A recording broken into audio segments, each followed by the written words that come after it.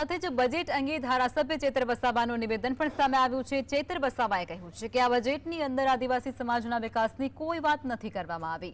આદિજાતિ વિસ્તારમાં શિક્ષકોની ઘટ આજે પણ છે અને એની કોઈ વાત કરવામાં નહોતી આવી। અમુક મર્યાદિત બીમારીઓમાં જ કાર્ડમાં ઇલાજ થાય છે। આદિવાસી વિસ્તારમાં નહેરો, સિંચાઈ કે પછી પાઇપલાઇન દ્વારા જે પાણી આપવામાં આવે છે તેમાં કોઈ પહેલ નથી કરાઈ।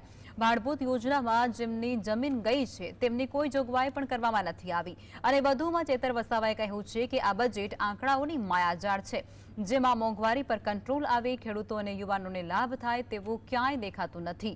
અમને જે આશા અને અપેક્ષાઓ હતી તેવું કંઈ જ થયું નથી। રોડ, રસ્તા અને એનજીઓ સાથે જ કોન્ટ્રાક્ટરો અને પ્રભારી મંત્રીઓના ઇશારે આયોજન થયા છે અને આ બજેટથી અપેક્ષા પર પાણી ફરી વળ્યું છે।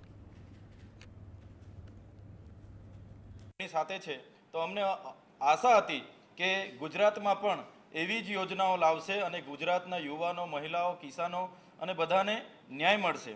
એમને જે કામો સજેસ્ટ કર્યા છે એવા આદિવાસીઓને લાગતા વળગતા ન હોય એવા બિનજરૂરી કામો એમણે મંજૂર કર્યા છે, જેનાથી આદિવાસી સમાજનો કોઈ વિકાસ થવાનો નથી।